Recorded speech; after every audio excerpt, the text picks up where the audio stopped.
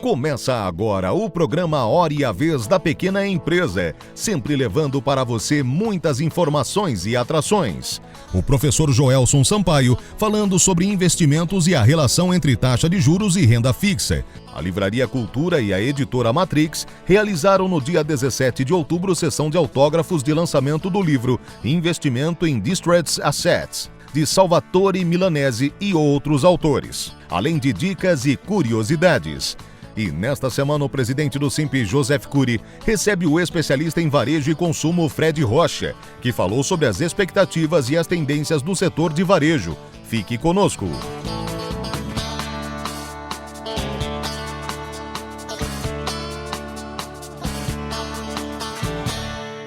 Olá, uma pergunta bastante comum em investimentos é a relação de renda fixa com a taxa de juros. Por que isso? Quando a taxa de juros ela está baixa, acaba afetando a rentabilidade dos títulos de renda fixa, e é o caso hoje do Brasil. A nossa taxa de juros hoje básica, Selic, é 5,5% ao ano, e isso afeta todos os títulos de renda fixa que de alguma forma guardam uma relação com a taxa básica de juros. Bom, por que isso acontece? Por que o governo reduz taxa de juros e por que em alguns países a taxa de juros chega a ser negativa, como o caso do Japão? Basicamente é para estimular a economia, para o crescimento econômico voltar e assim gerar empregos. Bom, na ótica do investidor, o que ele precisa se atentar na hora de olhar o investimento em renda fixa? Quando você tem um cenário de baixas taxas de juros, você precisa e vai exigir mais, analisar os diferentes títulos, e 2, montar uma diversificação para você conseguir, através de um portfólio diversificado, não ficar só em renda fixa, mas de repente alavancar seus ganhos em outros títulos, inclusive de renda variável, como ações. Se você ficar apenas em títulos de renda fixa, você vai acabar carregando esse cenário conjuntural de baixa taxa de juros para sua rentabilidade, o que, a depender do perfil, pode ser ou não interessante. Porque mesmo num cenário de baixa taxa de juros, a gente tem diversos títulos que variam muito em relação à sua remuneração. Por isso que uma pesquisa de rentabilidade, de taxas do investimento pode ajudar muito o investidor na hora da sua escolha. Boa sorte!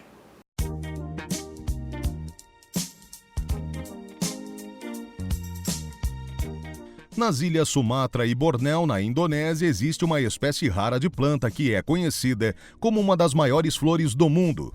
A Rafflesia arnoldii é uma planta membro do gênero Rafflesia, cuja flor pode atingir até 1 metro de diâmetro e pesar até 11 quilos. Ela se abre e sua forma fascinante dura apenas 5 ou 6 dias. O tamanho exagerado da planta a faz ficar famosa pelo nome de flor monstro. As flores são laranja avermelhadas ou marrom avermelhadas com manchas claras. Esta planta é rara porque não tem folhas, caules e nem raízes. Por ser parasita, a flor monstro depende da videira de outro tipo de planta para sobreviver. Essa, você sabia?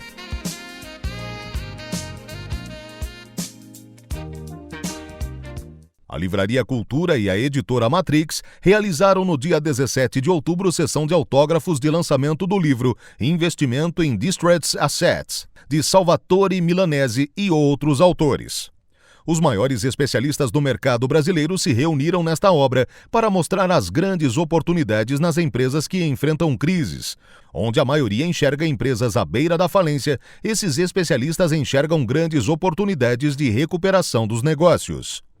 Os autores doarão o lucro das vendas do livro para o projeto Amplitude, que tem por finalidade dar assistência gratuita a crianças carentes com transtornos de desenvolvimento.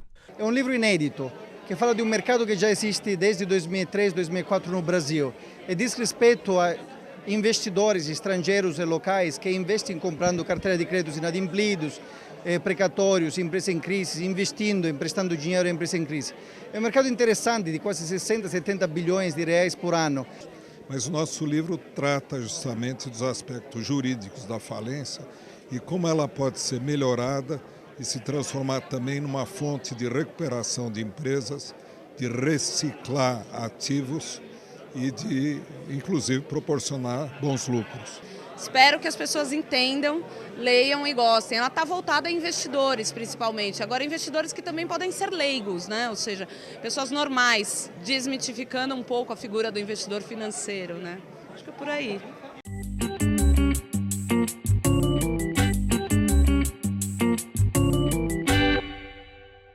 A Lei da Liberdade Econômica, recentemente aprovada pelo nosso Congresso, trouxe várias alterações, algumas delas no direito do trabalho, e 2 são importantes no dia a dia da empresa, no dia a dia do empresário.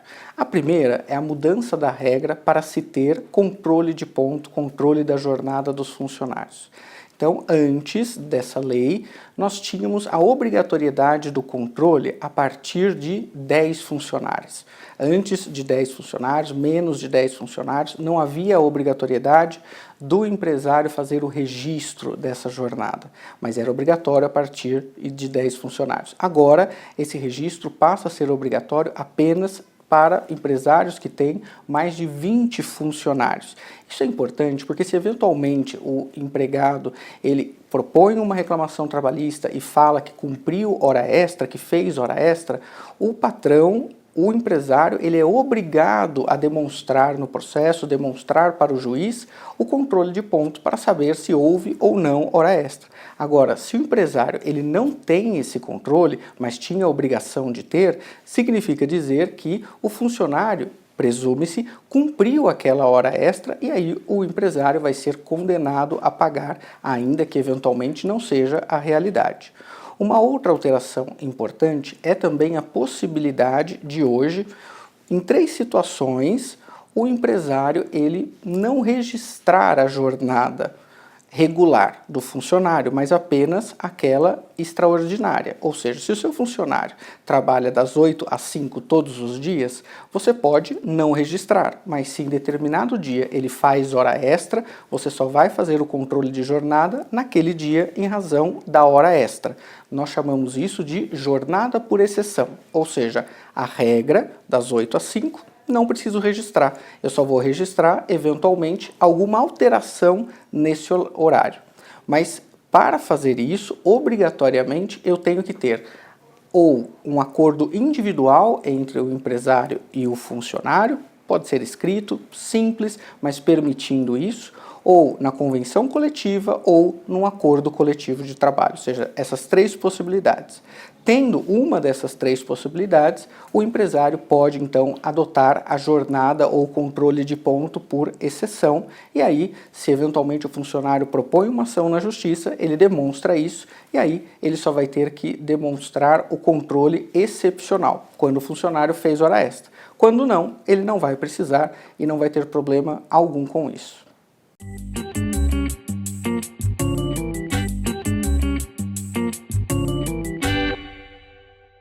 No último dia 5 de outubro, o SIMP acompanhou e esteve presente no lançamento do projeto Empreender Comunidade, que contou com a realização de diversas atividades culturais e artísticas. A iniciativa realizada na Associação de Mulheres de Força e Coragem, que fica localizada no extremo sul da cidade de São Paulo, foi idealizada pela ativista social Tatiana Rodrigues, a Tati de Sampa, que contou com o apoio de diversos colaboradores. A proposta do Empreender Comunidade consiste em buscar alternativas para superar as fronteiras das desigualdades existentes na capital paulistana, através de um espaço que ofereça informações, produtos e serviços de qualidade, fortalecendo assim as relações para dentro e fora da comunidade. Após a realização das atividades, os produtos desenvolvidos já estão disponíveis no site www.empreendercomunidade.com.br e podem ser adquiridos para contribuir com a Associação de Mulheres de Força e Coragem.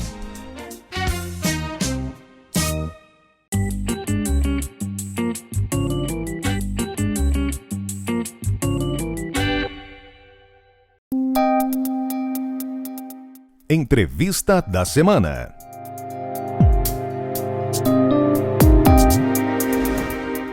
Nosso convidado de hoje é Fred Rocha. Ele é um consultor especialista em varejo e consumo. É um prazer tê-lo conosco. O prazer é todo meu, uma honra estar aqui falando para as pequenas empresas, que é a base desse nosso país. Muito obrigado. Por favor, o que vem a ser varejo no seu conceito? Varejo é tudo aquilo que a gente vende para o consumidor final usar, seja um produto ou seja um serviço. Ou seja, se um médico atende um cliente, ele não vai revender aquele produto, ou uma manicure, ou dentista, tudo que a gente faz pelo cliente, que ele não vai vender para outra pessoa ou vai repassar para outra pessoa, é varejo. Então, todos esses profissionais que atendem o serviço, as pessoas acham que é só produto. E, na verdade, o serviço também é varejo. Então, médico, dentista, fonoaudióloga, a manicure, a cabeleireira, assim como as lojas, o comércio também é varejo. O mundo está mudando rapidamente. O varejo está acompanhando essa mudança? Está estático? Qual é a tua avaliação? O varejo está tentando mudar. Ele sabe que ele precisa mudar, mas ele tem uma base cultural que precisa ser quebrada. E tudo que é cultural é demorado para a gente se readequar. E nessa mudança, infelizmente, nem todos os varejistas, nem todos os comerciantes ou prestadores de serviços vão passar para a próxima fase.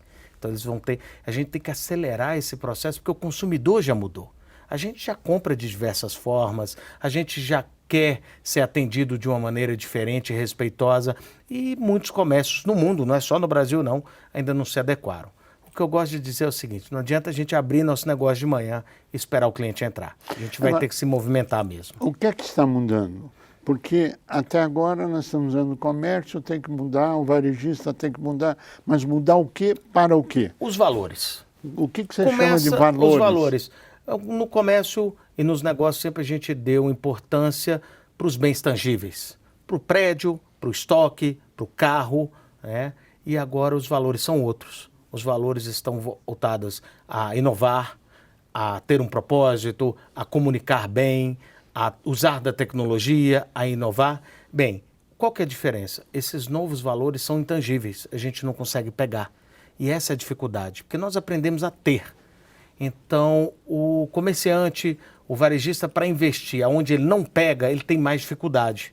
Antes ele comprava um prédio, o prédio está lá, ele via, não, o prédio é meu.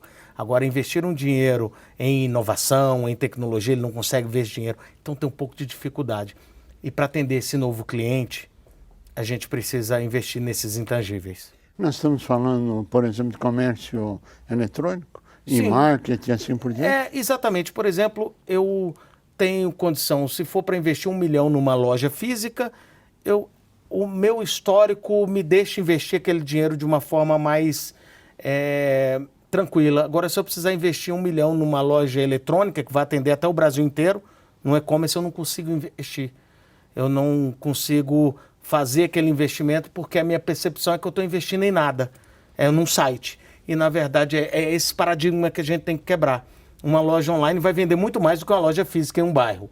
Mas a gente precisa remodelar essa maneira de pensar o intangível. Existe uma mudança de risco nessa nova modalidade de negócio? Sim, sim. Quais são os riscos novos que você não tinha no comércio tradicional?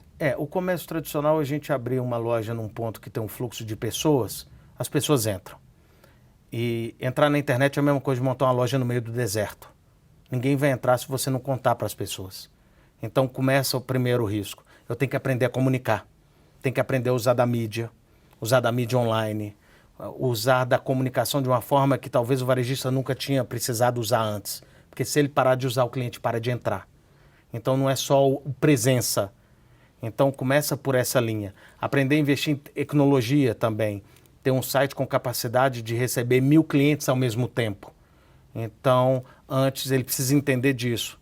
Antes a loja, ele colocava uma loja grande, ele sabia que ia entrar muita gente. E agora ele precisa entender da tecnologia para poder conseguir colocar essa quantidade de clientes e todos comprarem. Já pensou, você entra 1000 clientes na sua loja, você gasta um bom dinheiro em comunicação para levar esses clientes e ele não consegue efetivar a compra porque a sua infraestrutura não estava pronta para isso. Então, conhecimento é outro. Hoje eu digo que a base para se vender bem é estudar.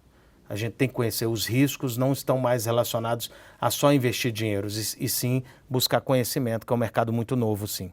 Dentro desse mercado novo surge a figura, uma imagem do Black Friday. O Black Friday... O que você tem a dizer sobre isso? O Black Friday é um problema que a gente ganhou, né? A gente criou o Black Friday para gerar fluxo de loja, para melhorar a relação com o cliente, mas na verdade a gente não está sabendo usar muito o Black Friday. Primeiro que a gente começa a planejar ele faltando um mês. Nós estamos agora quase chegando no Black Friday e a gente acaba só remarcando o produto.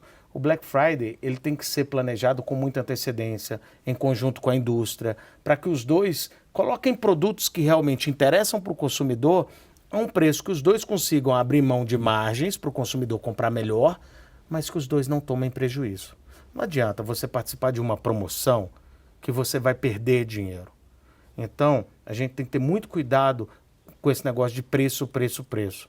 Se você vai oferecer um produto para o seu cliente por um preço muito mais baixo, para ele ir à sua loja, então treina a sua equipe para oferecer um produto que te dê lucro também, que ofereça um outro produto. Não é uma venda casada. É ter a competência de oferecer. Às vezes você anuncia uma TV de R$1.000 que não tem um Netflix nela. Aí você fala, ó, eu tenho aquela melhor por 1.500 que tem um Netflix, ou tem outras características que vão te servir melhor, e convença por competência aquele cliente não comprar preço, e sim algo que verdadeiramente vai atendê-lo. Agora, qual tem sido a história de sucesso das pessoas, além do atendimento, a pagar um preço maior? Aquelas pessoas que realmente resolvem o problema do cliente. Eu tenho uma frase que a gente só ganha dinheiro resolvendo o problema dos outros. Eu acredito muito nisso. E cada vez mais isso é presente, porque as pessoas estão sem tempo, as pessoas estão com a vida atribulada, e aquela empresa que enxerga, que consegue ajudar aquela pessoa através do seu produto ou serviço, oferecendo mais agilidade na entrega, oferecendo uma embalagem que vai entregar na casa da pessoa, não vai estragar o produto. Nós estamos vivendo por agora um momento do comer fora de casa, dentro de casa. Porque até então o delivery era uma realidade, nós sempre pedimos pizza pela internet, mas agora a gente come de tudo. Por quê? Descobriram que a gente está sem tempo, mas a gente quer escolher o que a gente quer comer. Então, ter essa percepção de ajudar as pessoas através do seu produto e serviço, ou seja, chegar num supermercado, embalar, levar para casa do cliente, porque ela não tem tempo mais para ir na loja, é o grande pulo do gato. Esse é um processo irreversível na sua avaliação? Eu acho que cuidar do cliente cada vez mais é um processo irreversível. Essa tendência é uma nova filosofia? Talvez seja porque o comércio, ele até então, o consumidor é que dependia do comércio. E agora é o comércio que depende do consumidor. Ou ele cuida bem desse cara, ou esse cara vai comprar em outro lugar. Nem se for do outro lado do mundo, deitado na cama dele em casa. Então essa mudança é muito importante. Ou eu paro de vender produto para poder ajudar as pessoas através do meu produto, uma concepção um pouco maior do que só, e tem um dinheiro como consequência, ou esse cara vai comprar em outro lugar. Em última análise, o que você está dizendo é que, através da mídia eletrônica, através dos novos tempos, o mercado não é mais o mercado local, é o mercado internacional na sua porta, acessível, e você tem que concorrer com o mundo. E cada vez mais. E olha que nós ainda vivemos num país muito enfronteirado culturalmente. Águas, florestas, países com outras línguas, a gente sempre teve dificuldade de ter relação comercial internacional, mas isso está cada vez menor. E olha que a gente ainda tem um protecionismo natural do próprio governo, mas cada vez mais nós já temos centros de distribuição da Alibaba aqui dentro, eles já estão investindo no Brasil, ou seja, eu compro na China e recebo, daqui a pouco eu estou recebendo no outro dia, como é nos Estados Unidos. Nos Estados Unidos existem vários casos de eu comprar na Amazon ou qualquer site, o produto vem da China, eu recebo em 2 dias. Então eu acho que a gente tem que orientar o pequeno negócio a ser criativo, na forma inovadora de cuidar do cliente dele, a ser um especialista no que ele propõe a fazer, porque a gente adora comprar na mão de especialistas, né? Para que ele consiga um lugar ao sol. Todos vão ter lugar ao sol. A gente sempre vai sair para comprar numa loja física. Mas a gente tem que chegar numa loja física e nos sentir num lugar que cuida da gente. Aí o consumidor, ele vai continuar... Ele volta. Ele volta. Tem um amigo meu, o Pezão. O Pezão tem um bar aqui em Indaiatuba. Ele diz que a venda só acontece quando o cliente volta. Então a gente tem que cuidar, e isso é um ciclo. Né? Agora, isso é importante. Qual é a diferença, na sua avaliação, do Black Friday, de algumas datas específicas, por exemplo, no mês passado, que algumas lojas, grandes lojas, se reuniram e fizeram um dia especial de promoção de preços e produtos apoiado pelo governo federal e o Natal. Bem, primeiro eu só acreditaria nessas promoções de preço se fosse pós uma data comemorativa para que eu renovasse o estoque, que é a nossa história. O Magazine Luiza, se eu não me engano, em janeiro, tem uma promoção incrível que ela abre as lojas às 6 horas da manhã e o cliente percebe aquilo. Cada data do ano tem uma característica de consumo. Vamos usar o exemplo do Black Friday para o Natal. Essa outra eu não acompanhei.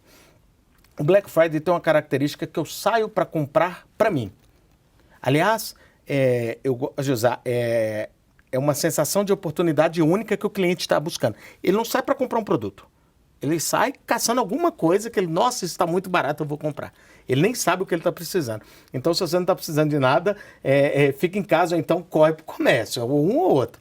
Mas todo mundo sai buscando alguma coisa. E o que acontece? É para ela. No Natal, não. A gente compra para presentear. São características diferentes. E o varejista tem que estar atento a isso.